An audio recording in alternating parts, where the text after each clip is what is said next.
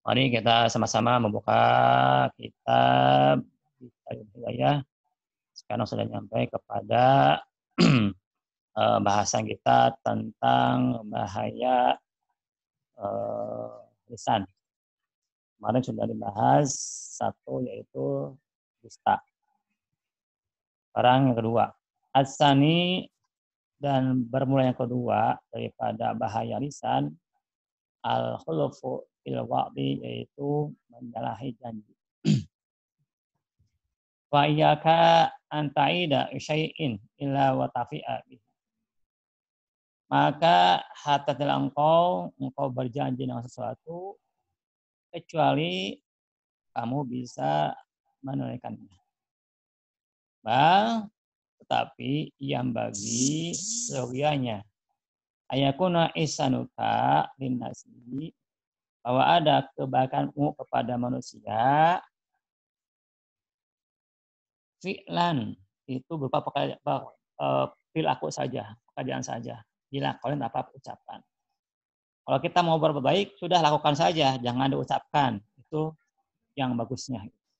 Kita mau berbuat baik nih, kerjakan saja, jangan menjanjikan pada orang. Itu paling baik. Karena kalau kita mengucapkan, takutnya kita tidak bisa menunaikannya. Sehingga yang baik, yang bagus adalah sehingga kita mau mengerjakan kebaikan pada seseorang, berupa perilaku saja, pekerjaan saja, langsung dilakukan tanpa diucapkan.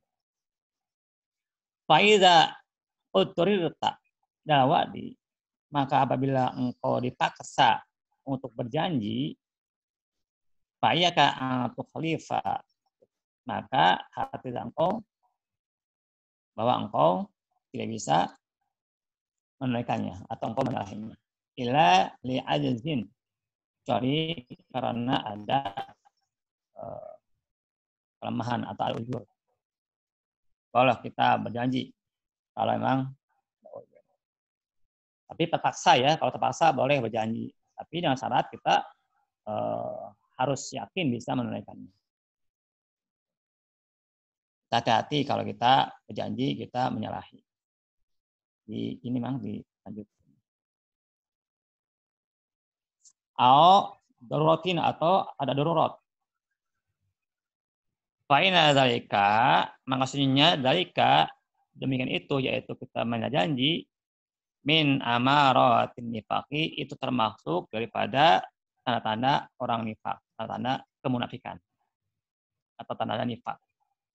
Wa khaba'isi akhlaqi, dan termasuk daripada keburukan akhlak. Nah, kalau kita berjanji, kalau kita menyalahi, hati-hati, itu tanda-tanda kita punya sifat nifaq. Qala Nabi SAW, dalam bersabda Nabi SAW, salasun man kunna fihi fahuwa munafiqun.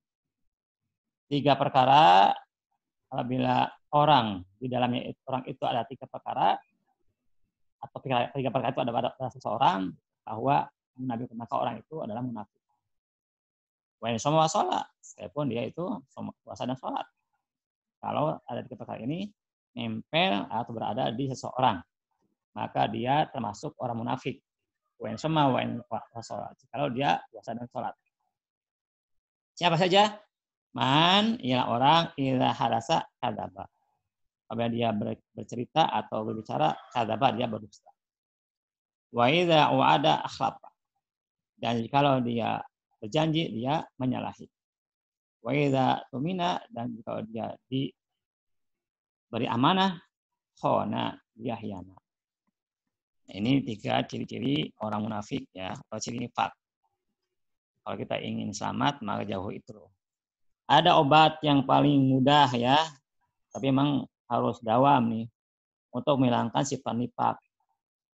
Sudah hadis Rasulullah, man sholat atubati arba'ina yauman jama'atan la tafutuhu tafiro imamihi qutwalahu bara'atu minan nifaq wa bara'atu minan nar. Barang siapa yang sholat 5 waktu, 5 fardu ya, dengan 40 hari dengan berjamaah, tidak luput daripada takbir imamnya atau ikut takbiratul ihram imam bareng-bareng sama imam, maka dia akan diberikan 2 kebebasan, yaitu bebas dari sifat nifaq dan bebas daripada api neraka. Nah, ini salah satu cara kita menghilangkan sifat nifaq pada diri kita, yaitu kita dawam selama 40 hari salat jamaah, ikut imam takbiratul imam yang sampai terlewat. Nah, itu insya Allah itu bisa menghilangkan sifat nifaq. Makanya Ustaz suka ngomong ya, waktu ngaji, kalau ingin tahu orang itu baik, lihat agamanya. Kalau agamanya baik, pasti baik orang itu. Nah, bagaimana kita melihat agamanya baik? Lihat sholatnya. Kalau sholatnya itu baik, pasti orang itu agamanya baik. Nah, ini salah satunya. Kalau kita itu dalam 40 hari sholat jamaah sama imam, ya ketinggalan takbiratul ihramnya, maka kita akan dibebaskan oleh Allah daripada sifat nifaq. Dan Allah bebaskan juga dari api neraka di akhirat. Itu salah satu obat untuk menghilangkan sifat nifaq. Kemudian yang selanjutnya bahaya lisan. Bahaya lisan. Al-salisu, dan yang ketiga bahaya lisan, al-ghibatu ialah ghibah. Membicarakan aib orang. Nah, ini ramai ghibah nih. Nanti saya akan membahas ghibah ini agak panjang nih. Saya baca kitab Ihya Ulumuddin juz 3 ada 9 halaman. Nanti ada saya sedikit membahas tentang ghibah di kitab Ihya Ulumuddin. Ihfad lisanaka minal ghibah. Perihalalah orangmu lisanmu daripada ghibah. Kita perlu memelihara lisan kita daripada ghibah. Fal ghibatu asyadu min salasina zaniyatan li Islam. Maka ghibah itu paling berat, lebih berat daripada 30 perbuatan zina di Islam pada agama Islam. Kalau khabaru, demikianlah mengabarkan oleh hadis Rasulullah. Jadi bahaya ghibah itu besar ya. Bahkan lebih berat daripada 30 kali zina dalam Islam. Wa mana ghibati, dan bermula makna ghibah. Apa sih arti ghibah teh? Antadzkura insanan, ialah engkau menyebutkan seseorang sesuatu pada orang itu bima yaqahu, dengan sesuatu yang orang itu tidak senang kalau mendengar. Kalau sami'ahu, kalau dia mendengar. Fa anta mutabun zalimun, maka engkau termasuk orang yang menggibah. Zalimun, orang zalim. Wa in kunta shadiqan, jika engkau benar dalam menyebutkan sesuatu pada orang itu. Ini ada 3 istilah ya, menyebutkan seseorang ya. Ada yang namanya ghibah, ada yang namanya buhtanun, ada yang nama ifkun. Nah, 3 ini menyebutkan tentang sesuatu yang pada orang lain. Nah, kalau ghibah itu menyebutkan sesuatu pada orang lain yang benar terjadi, ada pada orang itu. Tapi kalau dia mendengar nggak senang, itu ghibah. Misalnya kita menyebutkan seseorang, oh, itu mah pendek, kan? Atau hidungnya mancung kayak dewala misalnya. Benar, ada dalam diri orang itu. Nah, kalau dia dengar, dia senang, maka itu ghibah. Nah, baiklah buhtan. Buhtan ini nyampe ke dia beritanya orang itu misalnya kurus. Disampaikan ternyata nggak kurus orang itu. Nah, itu yang buhtan. Nah, dari ifkun itu adalah tidak nyampe kepada dia tentang sesuatu pada orang itu, lalu dia direka-reka oleh dia sendiri. Nah, itu adalah ifkun. Seperti halnya Siti Aisyah, berita tentang Siti Aisyah itu ifkun yang disebarkan oleh orang Yahudi, oleh munafik. Padahal nggak ada dalam diri Siti Aisyah dan tidak nyampe berita tentang Siti Aisyah. Lalu direka-reka. termasuk ifkun ini adalah kalau konteks sekarang tentang fitnah daripada Habib Rizik tentang cat itu ifkun. Nah, itu makna daripada gibah ya, ada gibah, ada buhtan, ada ifkun.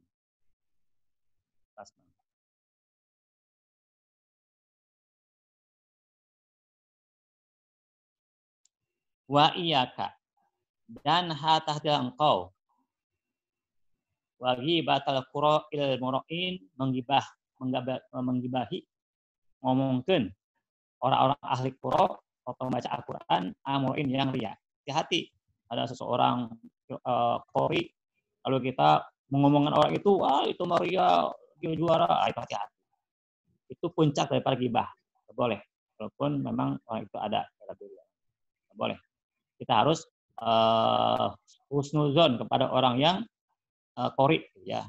Misalnya ada sekarang murotal kan, bagus suaranya, itu jangan menggibah beliau.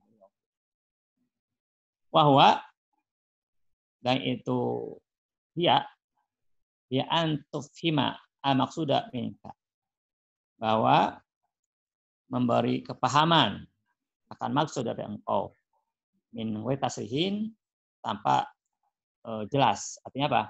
Kita menggibah hari qura ya, lalu dengan bahasa kiasan atau bahasanya malah pedang, tapi niatnya menggibah. Kata pula maka mengatakan kepada ahli qura misalnya asrahullahu dan Allah membaikkan dia. Waqasa'ani ma jara alaihi, sungguh telah merasa aku tidak enak apa yang berlaku pada dia. Dia ahli qura tapi ria. Saya gak enak nih. Nah, itu gibah sebenarnya. Wagomani dan dia telah membuka bikin aku duka cita, tidak enak nih hati ini. Orang ahli qura gitu kan, atau ada orang pinter tapi ria gitu. Nah, lalu kita membuat doa itu padahal niatnya menggibah. Fa'as'alullaha aslahana wa iyyahu. Nah, aku meminta pada Allah untuk membayang kami dan kepadanya. Nah, ini gibah juga termasuk. Nah, kita ngomongnya asahullahu wa qad sa'ani wa majara alaihi wa ghadami. Aku mendoakan kepada dia dengan mudah-mudahan membayang kami kepada dia. Nah, ini juga gibah termasuk. Tapi halus sekali gibahnya. Fa'inna hadza, maka perkataan ini jam'un itu menghimpun baina khabisaini, kedua bukan. Ahaduma satunya adalah al-ghibah, menggibah hari qura tadi atau apa sajalah gitu ya. Dengan tujuan kita menggibah pada bahasa gitu, bahasa halus bahasanya. Kita hasil bihil tafahum. Kalau hasil dengan mengkata itu tahu dipahami bahwa ngomongkan orang itu. Jadi bahasa dengan bahasa doa gitu. Tapi niatnya mengomongkan orang itu. Wal akharu dan keburukan kedua tazkiyatun nafsi, itu mensucikan dirinya sendiri. Wasana'u 'alaiha dan memuji dirinya.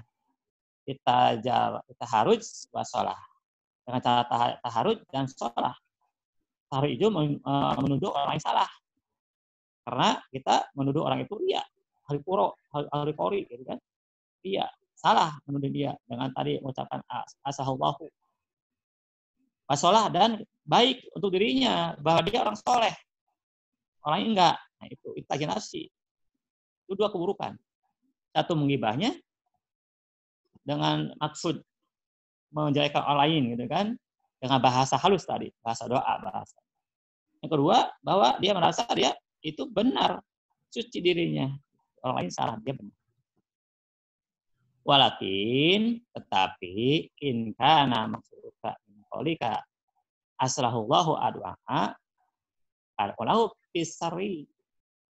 Tetapi ya kalau ada maksudmu itu dari ucapan aslahullahu, Allah memberikan dia berdoa akan doa kan, pada ulahu fisiri, maka doakan saja olehmu fisiri pada kondisi yang rahasia, jangan diisi ada banyak orang, cukup saja setelah sholat atau dalam hati saja, mudah-mudahan orang ini baik. Itu nggak usah diucapkan pada orang lain karena bisa mengandung ghibah itu. Ada dua tadi keburukannya, satu keburukan ghibah, kedua keburukan bahwa dia menganggap dirinya itu suci, orang lain salah. Wa ini tamam tak bisa bihi. Jikalau engkau merasa suka cita dengan sebab orang tadi, ahli qura tadi yang riya dianggap riya oleh kita misalnya. Merasa kita cita dengan itu, fa alamatuhu, maka tandanya itu anaka la turidu farihatahu. Tandanya itu adalah engkau tidak mengendaki untuk memburukan dia, mencatat dia. Idharu aibih, dan menyatakan aibnya. Maka kalau engkau misalnya merasa suka cita kepada dia, maka ciri-cirinya engkau tidak harus menyebarkan keburukannya dan menyampaikan aibnya. Gitu. Cukup saja dalam hatimu. Fafi idhari kalagoma bi'aibihi, maka di dalam engkau menampakkan suka cita dengan aibnya dia, idharun li'aibihi, itu sebenarnya menampakkan aibnya dia. Kan kita suka gitu ya, ada misalnya ada seorang dai kan, kalau kita kepada orang ngomong saya dan nyaman nih orang itu, tetap gitu kan, dan kita sampai ke orang lain dengan menyampaikan aibnya, dengan alasan kita suka cita gitu kan, tidak nyaman hati kita dengan orang itu kepada orang lain gitu kan. Ini kan dia kan orang Islam, dia kan dai, masa gitu sih, gak nyaman saya ini gitu kan. Nah, kita mewakili bagi orang Islam nih gitu kan, sehingga dengan itu tersebarlah aib dia gitu kan. Nah, itu sebenarnya menyatakan bahwa kita itu sebenarnya kita lagi menyatakan aibnya dia. Yakfika jaziron alibati, maka cukuplah kepadamu sebagai pencegah daripada ghibah. Allah Ta'ala ialah perkataan atau firman Allah Ta'ala. Bayang tabadu kembali, maka jalan kamu menghibah sebagian kamu ke sebagian yang lain. Ayuhibu ahadukum ayakula laham alihi, apa engkau merasa senang salah satu di antaramu itu memakan daging saudaranya, maitan, padahal daging itu berbentuk bangkai, pakar temu, maka engkau pasti tidak akan menyenanginya. Faqad syabbahakallahu bi akilil matati, maka sungguh Allah telah menyerupakan engkau dengan memakan daging bangkai. Kama azzaroka antah tariza, maka alangkah engkau baiknya, alangkah baiknya engkau, alangkah tandanya engkau, antah tariza, bahwa engkau menghadiri minha daripada wa yamna'uka min ghibatil muslimin, dan akan menjagahmu daripada menghibah kepada orang muslim, amrun, oleh perkara lawat tapakat, jika engkau memikirkan perkara itu. Apa yang kau pikirkan hingga engkau akan akan jauh daripada ghibah. Yaitu jika engkau memikirkan, ini HP-nya ini pakai kitab aja ya.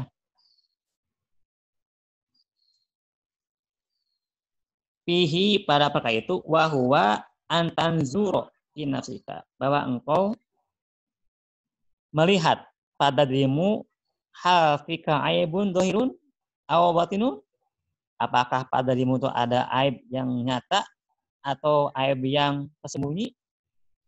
Wahal anta mufariqun muqarifu masyiatin, apa engkau itu orang yang mengerjakan maksiat siron wajaron, baik itu terang-terangan maupun tersembunyi. Faida arafta dalika, maka jika engkau mengetahui tentang aibmu itu, tentang maksiatmu itu, kan pin minasi daripada dirimu, paklam, maka ketahui olehmu, ana alzahu, sesungguhnya lemahnya dia orang lain, anitanazuhi, daripada membersihkan diri, ama nasab tahu, dari apa yang engkau tadi nasabkan, bangsakan kepadanya, ka'azika, maka itu juga seperti lemahnya kamu daripada kamu mencegah dirimu daripada menjauhi banyak perbuatan maksiat. Sama kamu juga akan susah menjauhi perbuatan maksiat. Seperti halnya juga orang lain begitu. Wa udruhu qaulika, dan udurnya dia seperti udur engkau. Sama engkau juga kadang-kadang kan tergelincir. Lakukan maksiat. Yang kau nggak harapkan juga. Sama mereka juga begitu. Wa kama taqahu antuddoha wa tudkaro yubuka. Dan sebagaimana engkau juga gak senang dicerca dan disebut oleh engkau, bahwa aidon, dia juga sama seperti engkau, yang ruhu tidak menyenanginya. Kalau aibnya dibuka kepada orang lain dan dicerca. Fa'in saat tahu, jikalau engkau menutup aibnya seseorang, satarallahu ta'ala alaika, pasti Allah akan menutup juga padamu aib-aib. Wa in tahu, jika engkau menampakkan keburukan dia, mencerca dia, syaratullahu alaika alsinatan hidayah. Maka Allah akan mengasahkan kepadamu dengan lidah yang sangat tajam. Bazikuna, yang akan menyobek iradaka akan harga dirimu di dunia. Summa yabdahuka Allah ta'ala fil akhirati. Lalu kemudian Allah akan mencercamu fil akhirati, di akhirat. Ala ru'usil mala'i, di hadapan, di tengah-tengah makhluk-makhluk yang ada di akhirat nanti, pada masyarakat nanti. Wa in nazarta ila zahirika wa banika, jika engkau telah memandang, telah melihat, telah menelusuri ila zahirika, kepada zahirimu, wa batin, kepada batinmu, falam tatali fihi ma ala aibin wa naqsin fi dinin wa dunya. Lalu engkau tidak melihat di dalam batin dan zahirmu itu ada aib dan kekurangan dini padunya, pada agama, pada dunia dan agama. Setelah engkau memandang zahirmu dan batinmu, lalu engkau tidak melihat padanya, pada dua perkara dohir dan batin itu sesuatu yang aib atau kekurangan pada dirimu, baik agama maupun dunia, maka tahu Allahmu ana jahlaka bi'u binafsika, sesungguhnya kebodohanmu atau tidak tahumu tentang aib-aib dirimu, akbahu anwa ilhamako, itu paling buruk macam-macam kebegawan, kehamakoh, kedunguan, ketololan. Wala aiba adomu minal hum, maka nggak ada aib yang lebih besar daripada daripada kedunguan, ketololan. Nah, kalau kita tidak melihat diri kita ada aib, berarti kita tolol, ya paling tolol gitu. Paling bodoh gitu.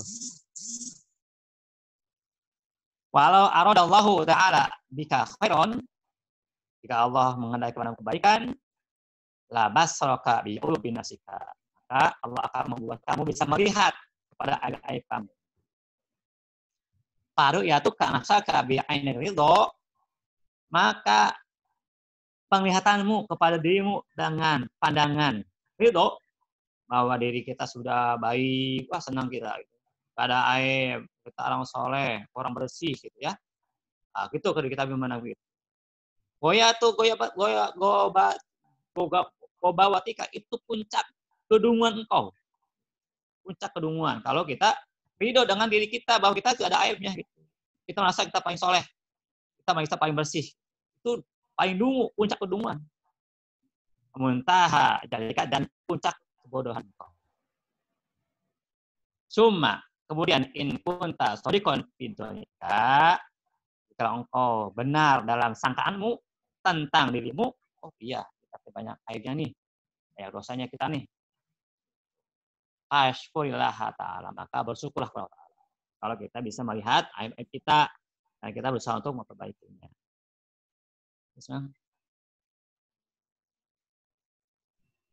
Alaihi. Walatus tufsiduhu bisabil nasi. Jika begitu, engkau jangan merusaknya dengan mencerca manusia. Watamad mudi dan menyuarakan bi'arodihim terhadap harga-harga diri mereka itu, terhadap kehormatan mereka. Yang rusak, kalau kamu melihat aib kamu, kamu perbaiki, jangan rusak itu dengan mencerca manusia dan menyebarluaskan, menyuarakan keburukan harga diri orang. Fa'ina dalika, maka sesuatu itu menyebarkan keburukan orang lain dan mencerca orang lain min a'dzam yang uyub, termasuk daripada aib-aib yang sangat besar. Nah, itu tentang ghibah ya. Nah, ini saya baca ya, tadi malam saya sengaja membuka-buka ini, tentang ghibah. Tadi untuk ini insya Allah cukup ya. Sekarang ini apa sih ghibah itu? Apakah boleh juga ghibah atau ada ghibah yang diperbolehkan? Ini ada nih, ini di halaman 148 kitab Irumuddin tentang bayanu a'dzaril murtaqabi ghibah. Penjelasan tentang uzur yang diperbolehkan dalam ghibah. Ada 6 perkara yang kita boleh menggibah, ya, boleh membicarakan ke aib orang lain. Ada 6 perkara. Nah, ini juga kemarin dulu rame di grup kita tentang tentang bahasan ghibah. Lama itu tentang bahasan kita di kita diskusi tentang ghibah. Apakah ghibah itu semuanya ghibah? Tidak ada pengecualian. Ternyata di kitab ini ada pengecualian, ada 6 perkara yang boleh menggibah. Apa ini yang perkara itu? Al-awari 1 al-zulum, yaitu kezaliman. Boleh kita menyampaikan aib orang lain. Kalau kita zalim itu menyampaikan kepada hakim, gitu, atau kepada jaksa gitu, bahwa kita zalim sama seseorang, ini sampaikan aib-aib orang itu, kan, supaya kita dibela dan supaya dapat keadilan dalam hal pengeluaran kita. Boleh itu kalau dalam tazulum. 1 itu tazulum. Kedua, wasani al-istanatu ala taghyiril munkar waradil asi. Yang kedua adalah membantu di dalam merubah kemungkaran dan menolak kemaksiatan kepada jalan kebaikan. Itu yang kedua. Boleh kita misalnya mengomongkan orang lain kan dengan niat ingin merubah kemungkaran dan menolak kemaksiatan dengan jalan kita pada kebaikan. Misalnya seseorang melakukan kesalahan, lalu kita mengadu orang itu ke orang yang bisa membereskan, gitu ya, membaikkan, boleh itu. Misalnya kita ada di kampung kita ada orang yang judi misalnya, si A si B, misalnya. Lalu kita mengadu kepada RW atau lurah atau hansip atau polisi apa saja lah, gitu ya. Sampaikan bahwa si A si ini itu main judi berapa hari, gitu. Sekian, boleh dengan niat kita supaya terjadi perubahan kemungkaran dan menolak kemaksiatan. Maka polisi datang ke orang itu lalu dibereskan. Nah, boleh itu memisahkan aib orang lain. Yang kedua. Yang ketiga adalah al-istifta'u, minta fatwa. Minta fatwa. Misalnya seseorang punya masalah tentang dirinya, gitu kan, misalnya ada sesuatu yang harus ditanyakan kepada seorang ulama, tapi harus menyampaikan cerita si A si B, ya, tentang perbuatannya misalnya, ya, maka boleh kita menyampaikan itu, menyampaikan aib-aib orang itu supaya kita dapat fatwa hukum tentang keadaan itu. Itu yang ketiga. Yang keempat adalah tahdzirul muslimi minasyarri. Yang keempat adalah membuat hati-hati orang muslim daripada keburukan. tahdzir, membuat orang lain hati-hati dalam orang muslim ya, mewaspadai, mewaspadahkan orang muslim daripada keburukan. Misalnya ada seorang ahli fikih yang bolak-balik kepada orang yang ahli bid'ah atau kepada fasik, gitu kan? Dan dia khawatir ini akan terjadi menempel kepada orang alim itu seperti itu. Jangan dia nanti ketularan bid'ah, gitu kan? Ahli bid'ah atau ketularan fasik. Boleh itu kita menyampaikan, tuh hati-hati tuh si Anu, gitu kan? Ustaz Anu gini-gini gitu, hati-hati. Supaya hati-hati supaya nggak ikut orang itu. Nah, boleh kita menyampaikan itu supaya orang muslim itu hati-hati dalam keburukan orang itu. Itu yang keempat. Yang kelimanya bahwa ada seseorang yang dikenal dengan julukan.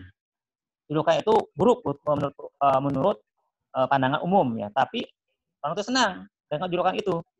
Boleh kita menyebut seseorang itu dengan julukan yang buruk oleh umum, tapi dia sudah makruf dengan julukan itu. Contoh ada seorang ulama Hatim Al-Asom ya. Syekh Hatim Al-Asom yang tuli. Nah kan tuli itu kan buruk tuh. Kalau kita ucapkan itu seakan menggibah. Asom tuli gitu kan. Syekh Asom yang tuli. Nah padahal memang sudah dikenal dengan lakob itu, dengan julukan itu, bahwa Syekh Hatim Al-Asom itu Syekh Hatim yang tuli. Tapi itu positif juga kayak itu, dan orang itu ketika mendengar lakob itu juga itu dia tidak tersinggung.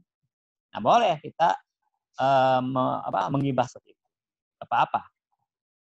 Misalnya kita teman kita suka ini kan, si kate kan gitu ya, teman kita yang pendek kate, dia senang malah disebut itu karena memang kena dengan seperti itu. Apa-apa tuh kita mengambil dia si kate, nggak masalah, apa-apa, nggak dosa lagi. Nah, asal isu yang keenam, ayakuna mujahiron bil fiski.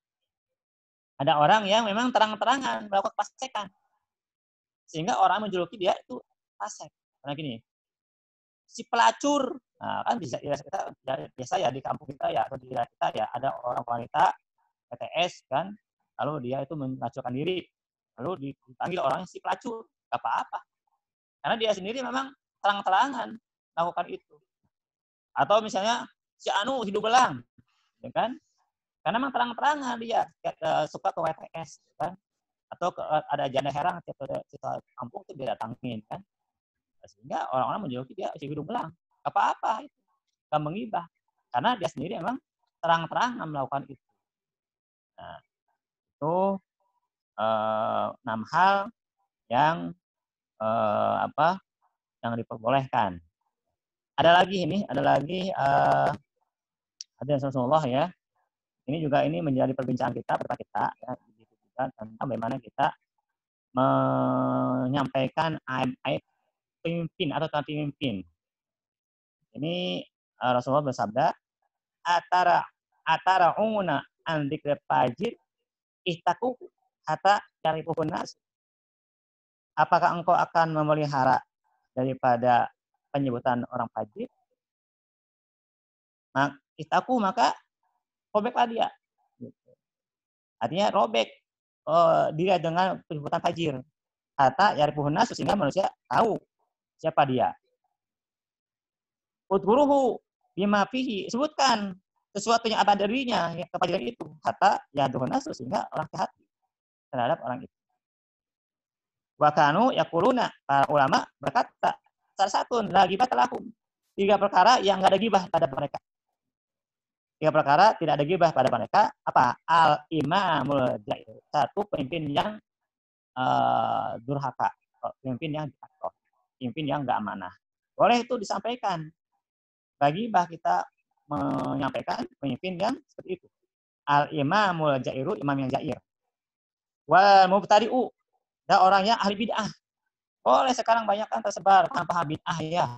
Tahlil bid'ah, kan? Misalnya jakubur, musyrik, arah bid'ah. Nah, boleh kita menyampaikan, ustaz itu bid'ah.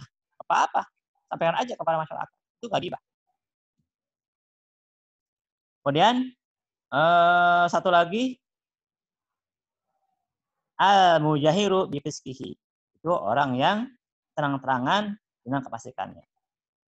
Bahkan dia menyatakan bahwa dia itu seorang fasik. Sekarang Nabi juga nih lagi rame hip ya, keluhan ideologi Pancasila. Boleh kita kasih anu PKI enggak apa-apa. Kalau jelas-jelas dia PKI. Kenapa? Untuk seorang orang masyarakat itu hati-hati.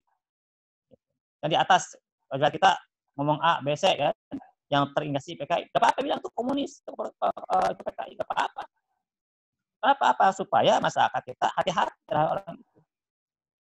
Apalagi sekarang ya. Sekarang dengan adanya dunia sekarang kan muluk penjabayun raja yang diktator ya sekarang kan tidak hanya orang tersebut yang berkuasa tapi ada di belakang orang itu ya yang berkuasa. Kalau Jenderal Gatot Nurmantio kan mengatakan ada proksi atau boneka atau apa sajalah ya. Yaitu bukan dia yang berkuasa, ada tim yang punya proksi itu yang berkuasa. Dia penggalikan. Hati-hati, makanya kita boleh menyatakan di belakang dia siapa saja.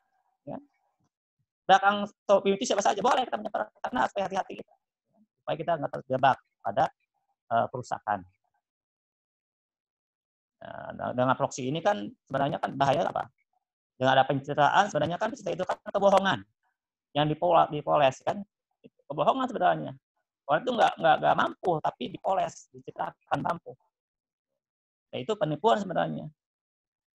Beda kalau kita dengan bahasa branding ya.